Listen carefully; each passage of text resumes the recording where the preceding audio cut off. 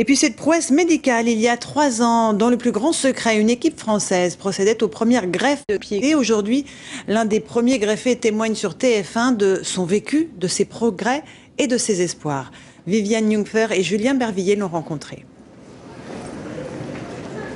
Après plus de 30 heures d'opération, il était devenu le premier homme au monde greffé des pieds, une prouesse réalisée par les équipes du professeur Lantieri et du Montier.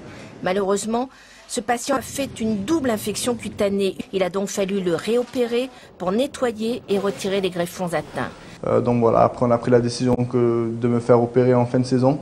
La première transplantation a duré 29 heures. Il a fallu extraire et mettre les organes du donneur dans cette machine qui reproduit toutes les fonctions du corps humain.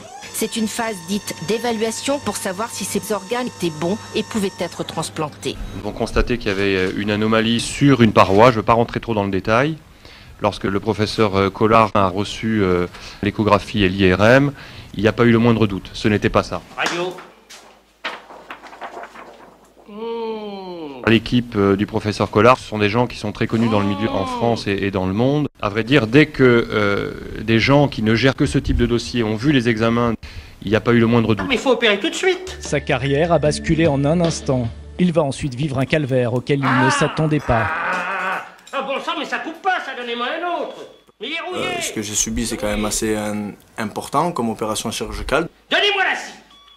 Il subira au total une quinzaine d'opérations pour lui sauver la jambe. Oh ben ça fait rien, hein. Je la repérerai demain. Demain il fera jour. Le champion pointe des négligences de la part du corps médical et souhaite obtenir réparation.